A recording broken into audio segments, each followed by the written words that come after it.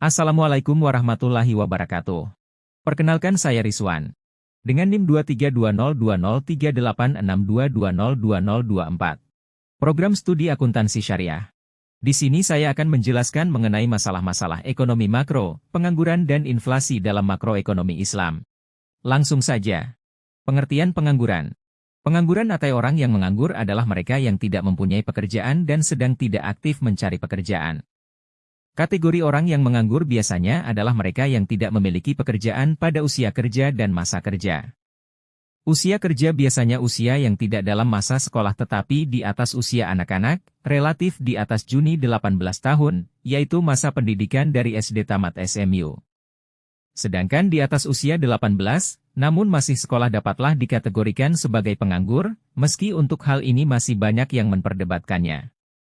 Pengangguran selalu menjadi masalah, bukan saja karena pengangguran berarti pemborosan dana.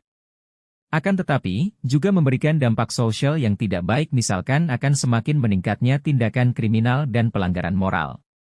Akan tetapi, di sisi lain pengangguran atau menganggur umumnya dilakukan sukarela, baik karena memilih pekerjaan, menunggu pekerjaan yang sesuai, keluar dari pekerjaan lama untuk mencari pekerjaan baru karena alasan jenuh, bosan atau tidak cocok dengan pekerjaan dan perusahaan, dan berbagai macam alasan lainnya.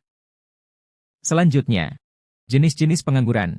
Yang pertama, friksional, yaitu pengangguran yang bersifat sementara, misalnya saat seseorang berpindah pekerjaan.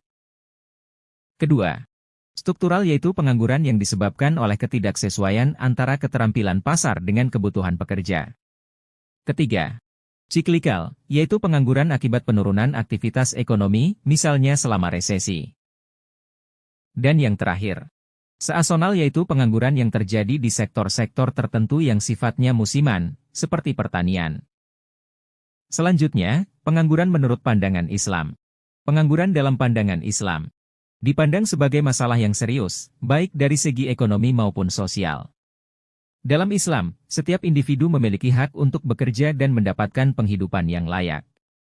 Pengangguran dianggap sebagai tanda kegagalan sistem ekonomi dalam menyediakan kesempatan kerja yang adil untuk semua. Islam juga menekankan prinsip keadilan sosial. Sumber daya harus didistribusikan secara merata, dan ada tanggung jawab bersama antara pemerintah dan masyarakat untuk menciptakan lapangan kerja. Sebagaimana Rasulullah Shallallahu Alaihi Wasallam bersabda, setiap orang yang memiliki kemampuan untuk bekerja, tetapi tidak bekerja, akan ditanya pada hari kiamat, Hr. Ahmad. Ini menunjukkan pentingnya usaha dan kerja bagi setiap individu. Pengangguran dapat menyebabkan ketidakpuasan dan konflik dalam masyarakat, sehingga mengurangi tingkat pengangguran menjadi sangat penting. Dalam ekonomi Islam, pengangguran harus diatasi dengan memperkuat solidaritas sosial, agar setiap orang dapat berkontribusi untuk kesejahteraan masyarakat. Dengan pendekatan ini, diharapkan tercipta masyarakat yang sejahtera dan adil. Adapun dampak dari pengangguran yaitu: pertama, menurunkan pendapatan rumah tangga. Kedua, meningkatkan ketimpangan sosial dan kriminalitas. Dan ketiga, menghambat kebutuhan ekonomi. Selanjutnya, cara mengatasi pengangguran. Pertama, peningkatan mobilitas modal dan tenaga kerja. Kedua, segera memindahkan kelebihan tenaga kerja dari tempat dan sektor yang kelebihan ke tempat dan sektor ekonomi yang berkurangan. Ketiga, mengadakan pelatihan tenaga kerja untuk mengisi formasi kesempatan lowongan kerja yang kosong. Dan keempat, pemberian informasi yang cepat jika ada lowongan kerja di sektor lain. Selanjutnya, saya akan menjelaskan pengertian inflasi. Jadi pada awalnya inflasi diartikan sebagai kenaikan jumlah uang beredar atau kenaikan likuiditas dalam suatu perekonomian. Pengertian tersebut mengacu pada gejala umum yang ditimbulkan oleh adanya kenaikan jumlah uang beredar yang diduga telah menyebabkan adanya kenaikan harga-harga. Dalam perkembangan lebih lanjut, inflasi secara singkat dapat diartikan sebagai suatu kecenderungan meningkatnya harga-harga barang dan jasa secara umum dan terus-menerus. Dalam pengertian tersebut, ada dua pengertian penting yang merupakan kunci dalam memahami inflasi. Yang pertama adalah kenaikan harga secara umum dan yang kedua adalah terus-menerus. Dalam inflasi harus terkandung unsur kenaikan harga, dan selanjutnya kenaikan harga tersebut adalah harga secara umum. Hanya kenaikan harga yang terjadi secara umum yang disebut sebagai inflasi. Hal ini penting untuk membedakan kenaikan harga atas barang dan jasa tertentu. Selanjutnya, faktor inflasi. Permintaan meningkat. Penyebab pertama inflasi adalah meningkatnya permintaan atau demand terhadap jenis produk tertentu. Produk-produk ini bisa berbentuk barang atau jasa yang mengalami kenaikan harga akibat stok tidak memadai. Biaya produksi naik. Kebutuhan produksi yang naik bisa menyebabkan biaya pembuatan barang dan penyediaan layanan meningkat. Kenaikan biaya produksi umumnya disebabkan oleh beberapa hal, termasuk meningkatnya harga bahan baku dan upah pegawai. Peredaran uang tinggi. Ketika uang yang beredar di masyarakat tinggi, maka potensi terjadinya inflasi pun akan semakin besar. Saat peredaran uang tinggi, stok barang yang tetap akan membuat harga barang turut serta naik. Hal tersebut disebabkan oleh daya beli masyarakat yang meningkat. Selanjutnya, dampak dari inflasi. Dampak positif inflasi meliputi: inflasi moderat dapat mendorong pertumbuhan ekonomi karena meningkatkan pendapatan produsen dari kenaikan harga barang dan jasa. Hal ini juga dapat mendorong investasi karena nilai utang relatif menurun seiring waktu, memudahkan pelaku usaha untuk melunasi pinjaman. Selain itu, inflasi juga dapat memberikan insentif bagi konsumen untuk segera membeli barang sebelum harga naik, yang pada gilirannya mendorong permintaan dan aktivitas ekonomi. Dampak negatif inflasi meliputi, inflasi yang tidak terkendali dapat mengurangi daya beli masyarakat karena harga barang naik lebih cepat daripada pendapatan. Hal ini dapat memperburuk kesenjangan sosial ekonomi karena kelompok dengan pendapatan tetap atau rendah akan lebih terpengaruh.